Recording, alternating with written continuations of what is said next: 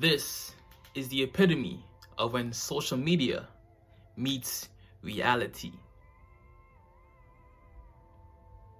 Dramatic pause, you know what I'm saying? Alright, so boom, wagwan, brother. Welcome back to another installment of edutainment. How you lot doing today? Stay with me. Man them, got them.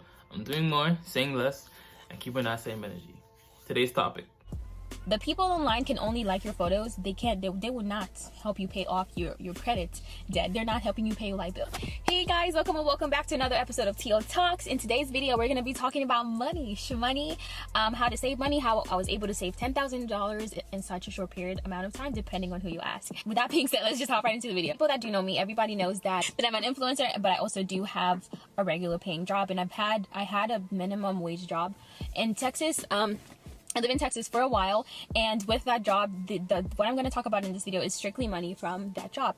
I used to get $10 an hour, and with that, it seems like such a small amount, which it is a small amount if you have bills and if you have like if you're upholding a family or something like that. But for a single person with very minimal bills, you're still able to be flexible and save money. So I know there's financial gurus everywhere. I'm not trying to be that. I'm just trying to give you guys exactly how I did it in a very short amount of time. We're not going to drag it. Okay, so boom, I used to get paid. Hold up, real quick. If you go on her Instagram, right? Her Instagram is popping. She has about 100K on Instagram. So, just on the outside looking in, you would think, you know, her Instagram is balling, like she's making bank off of Instagram, right? So, you know, like it really shows you how much see, the thing with me, right? I respect a girl a lot more if she has 100K on YouTube compared to Instagram. Being able to like have a decent audience base and have people constantly come back to watch your channel, watch your content is impressive.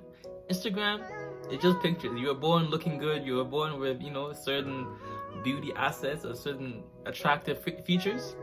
But if you can hold someone's attention in a video longer than a TikTok, longer than 1 minute, just looking pretty and whatnot, right? But in a video, you're able to articulate your thoughts and be funny, be entertaining, be charismatic. That is impressive. So the 100K on her Instagram just shows you that most Instagram models, quote unquote, aren't even balling like that, to be honest. No disrespect to her, right? But just in general for most people. Believe that everything is going to work out. How do you do it? Well, I'll tell you my secret, sir. I lie to myself. Every morning when I wake up, I say everything's gonna be okay, but I'm lying. And I don't know how much longer I can do it. $10 an hour, and I would work about approximately 25 to 30 hours a week, so you can do the math on what my paychecks used to look like. Now, I did have bills to pay. I used to pay for my phone, the internet bill, the light, electricity bill. That was before I got my car. So those were the three major bills that I had to pay.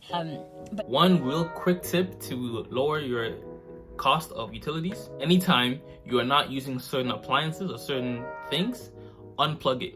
There is this thing called phantom energy. Whenever things are plugged in, they still use some type of energy to have that current running through. So if you're not using an alarm clock for whatever reason, unplug it. If you're not using a toaster, unplug it. Any non-major appliance like a fridge, maybe TV, or just something that is necessary. Everything else, make sure you unplug it. Unplug it. First of all, maybe you've heard of phantom power. Phantom power is basically your electronics using energy even when they're not in use. To remedy this, you can unplug the unused electronic devices, or better yet, connect them to a power strip, and when not in use, just turn off the power switch. Next thing, summer's coming up, right? So it's about to get hot. So whenever you're in the house, sure, have the AC running. Probably makes more sense to just have a fan in your own personal room, and then just let the other parts of the house just be chill. But obviously, whenever you're not in the house, let's say the AC is running for the entire apartment or house or whatever. Whenever you're not in the house, turn the AC off, obviously, and then when you come back, turn it back on. Or when it's winter time, right? Whenever you're not in the house, turn off the heater or lower it down to maybe 17 degrees or 18 degrees at the lowest if need be. And then when you're in the house again, maybe you put it up to 22 or 21 or 23. or you just have a heater, a personal heater for your specific room, right? That's how you save on the utility bills. Next one, in terms of just energy in general, instead of paying to use a dryer, either maybe you're at a laundromat or actually you have a dryer in your place, rather than putting your clothes in the dryer, air dry your clothes. Buy a drying rack or hang it in your closet area to have the clothes dry so you can air dry it, right? Stuff like that. I have a whole video on how to lower your overall utility bills. I'll probably leave it in the description or pinned comment. But if you really want to be stingy, you can lower your utility bills upwards of $100 easy just by doing these couple things right here. And obviously, when you're showering, don't leave the water running the whole time. Whenever you're soaping up, right? Just using the soap, turn it off. And then when you want to use it again, turn it back on. Stuff like that. Always be mindful of your usage. And obviously, don't leave the lights on in your house, and use natural light whenever possible. Even with that, it would always seem like, man, I have no money left over after that. But what I started to do was, if you get paid bi-weekly, so if you get paid twice a week, whether it doesn't matter whether you get paid 4 times a month or twice a month, the hours is still the same. So what I used to do was, the first paycheck would be the paycheck that I would distribute and send out to all these companies like T-Mobile for my phone bill, my light bill and stuff like that, and the internet bill. The first paycheck was usually the paycheck that took care of all my bills, and whatever was left over, it could be like $50 or $75 depending on how much the light bill was, then I would save it. And then the second paycheck of the month usually would be the paycheck that I would save like 75% of, and the remaining amount would be the amount that I would just put in my check-ins account for an emergency. For example, if I needed pads or lady menstrual stuff, something like that. And in order, if you have a goal to save money, for me, my ultimate goal was to save $10,000, and that was to buy a car, the car I'm in right now. I wanted to save enough money for a down payment and enough money to where I can have a down payment and still be able to live after I put down the down payment. I think saving does not work if you don't have a goal. A lot of times I used to save for emergencies. I still have an emergency saving fund, but if you have a goal that motivating you every day, it works better as far as your saving habits. So I wanted to... Speaking of which, check your bank account every single day. Pocket watch yourself. Do you understand? Pocket watch yourself. If you check your bank account every single day, you're less inclined to just spend frivolously. If you constantly see those negatives coming out every day. In terms of money, we have no money. You're like, what am I doing myself? The periods in my life where I spent the most money are where I went an extended period of time without having a look-see, just peeking in. Peekaboo, get it? Peekaboo?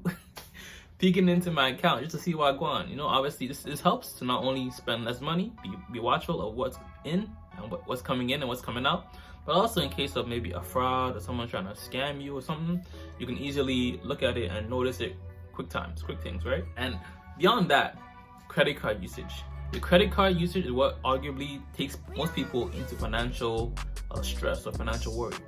Overall, the general consensus is you don't want to use more than 20% of your credit card at a given time without paying it off or paying it down. So let's say your overall limit is $1,000. Don't use more than $200. If it gets to the point where it may increase $200, pay it off or pay it down, or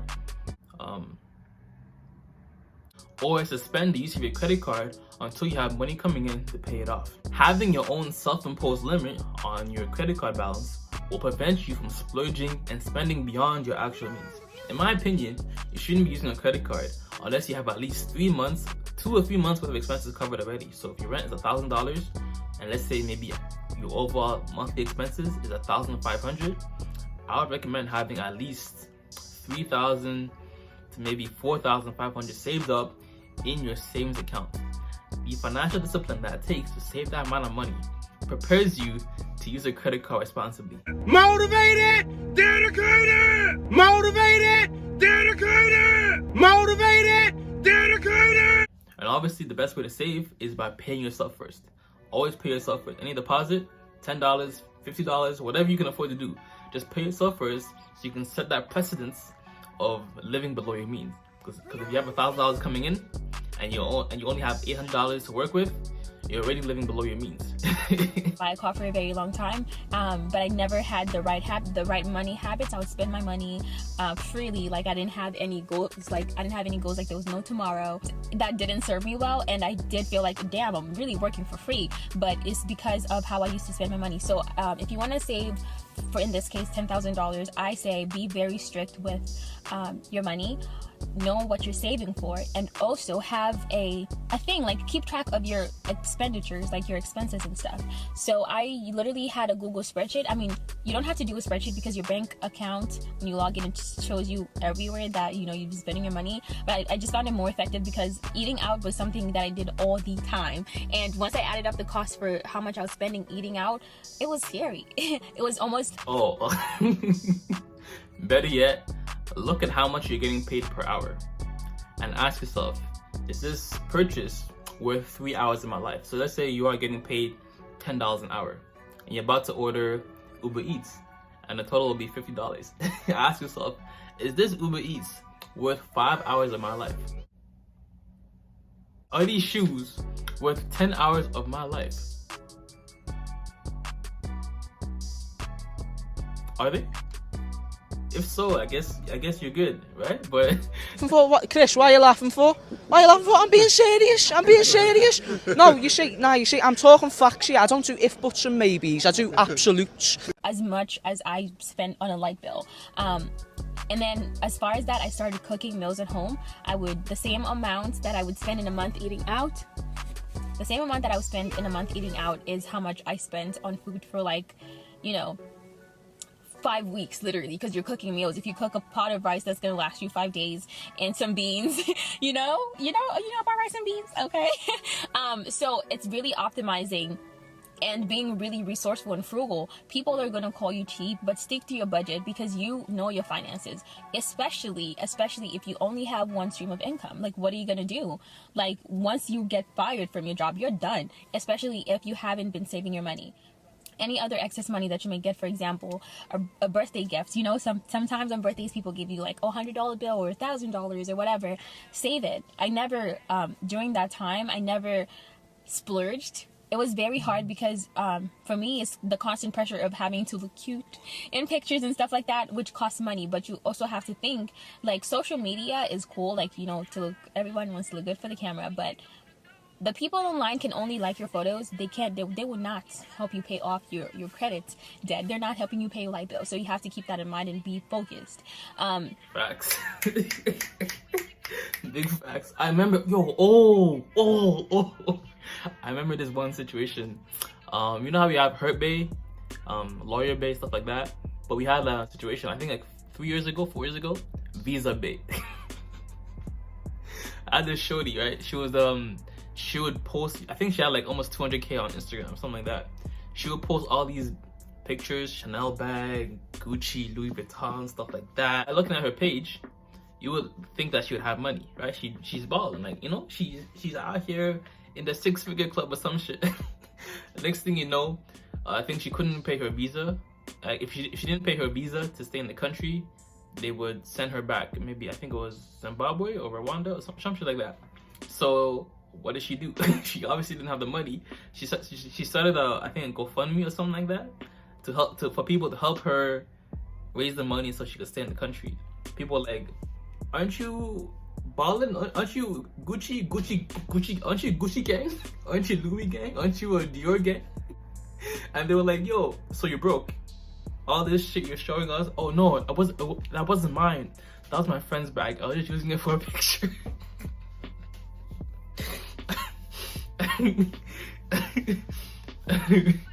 Right? So for the most part, like, even on TikTok, right? Just because you get a 100,000 viewed video doesn't necessarily mean, I don't know what it is with TikTok. I don't know the monetization, but like, I know, like, with YouTube, right? For the most part, if the video is monetized, you're probably getting at least $5, maybe $10 if it's a good content. Then if it's the personal finance content, like maybe money, passive income, savings, stuff like that, that usually can go even maybe $20. I've had some videos in the past have like $100. I get paid $100 per 1,000 views. It's crazy. That's why I don't really effort any other social media platform for the most part in terms of like monetization. Twitter, I rock with Twitter. Twitter, I get my news and video ideas from Twitter. TikTok, Snapchat, I don't know even on Snapchat like that. All I'm gonna say is 100K on YouTube. Even that can be a little bit shaky, but 100K on YouTube means more than 100K on TikTok or Instagram or any other platform, at least in my perspective, based on just monetization I can see. Yeah. So save whatever excess money that you get from other sources besides your job. Birthday gifts, if you're in school and you get financial aid, the refund, save the refund. If you got a stimulus check, I hope you didn't spend it all and you saved like maybe $200 or $500, because I know that was meant for people to pay their bills. But if you really were struggling, then of course, by all means, pay your bills. Whatever you can, be a penny pincher. I don't think there's anything wrong with that if you have a goal, you know? And I'm a very goal-oriented person, especially with finances. Now, sometimes after your goal is achieved, it's a little, for me, it was a little bit hard to like get back on the saving trend, because I was like, well, I got what I wanted. And now I'm very blessed to say that I have multiple streams of income. Thank the Lord. But I think that staying grounded and really knowing what your goal is will help tremendously. And I still have that minimum wage paying job, the $10 an hour job. Yeah, I still work there because that's a source of income. I don't work there as much as I used to, but I still do. So it's like she has 100K on Instagram, right? She's still working that minimum wage job. So my question for y'all is, would you rather be, I guess, famous and then, I guess, maybe not broke, but like, you know what I'm saying? Or make 6 figures and then no one knows your name? You know what I'm saying? Like, she's like a very good example of it. You really wouldn't know. Like, you wouldn't know she's just like working a $10 per hour job. Like, based on the pictures I see here, like, it's like, you know, like life is Gucci, right? So I don't know. I guess it's important. Like, sometimes people talk about you show people that you're not always balling. You know, show people that, you know, life's not always good. Like, this is a good video. Like, this is what it's probably the reason why it's one of our most viewed videos within the past like month, right? Just authenticity. So it's really about what you want to do and being focused. Like, don't think just because a shirt from Shein is $5 that it's not gonna, you know, affect your budget. It will. You should account for every penny. That's what I have to say. And that's, although everything I've talked about is literally what helped me save $10,000 within in less than 8 months, 7 months, around there. And I think you can do it too. I say my closing notes: don't eat out, stop shopping impulsively. Like, you don't need that skirt, you really don't. And if you really want clothes, there's thrift stores that you spend a fraction of the cost. My framework basically when I buy stuff is, when I buy this, will I save more money in the long run? Will it save me money? For example, you might replace the light bulbs in your home, right? You spend the money now, but long term, having energy efficient light bulbs will save you more money in the long run on your electricity and utility bills. Or number 2, if I buy this, will it help me make more money in the future? Recently, I had to buy another iPhone just because like my main iPhone doesn't have enough storage sometimes when I record videos. So I had to buy a new iPhone to have that space, right? And I'm using the iPhone to make me money with these videos and other content, right? So that should be your framework. Am I making money with this? Am I gonna save more money with this? If not, at least until you reach your financial goal, 10K saved up, 5K saved up, paid off your credit card debt, whatever, then put that purchase on layaway, essentially. Like, another example of spending money strategically is, I recall spending about $60 on this guy named Batman Kevo. He's like a finance guru, quote unquote. I just reviewed the product, reviewed his subscription service, right? And all the allegedly good finance advice he was given. And then I ended up making back, at least at this point, I've already made the money back, right? The main video, I made like $12 so far.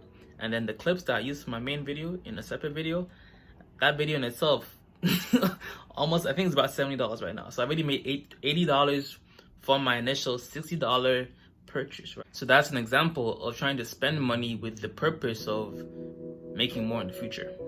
Look great. Live below your means for as long as you can. You're not gonna die. You're not gonna die if you're making $10.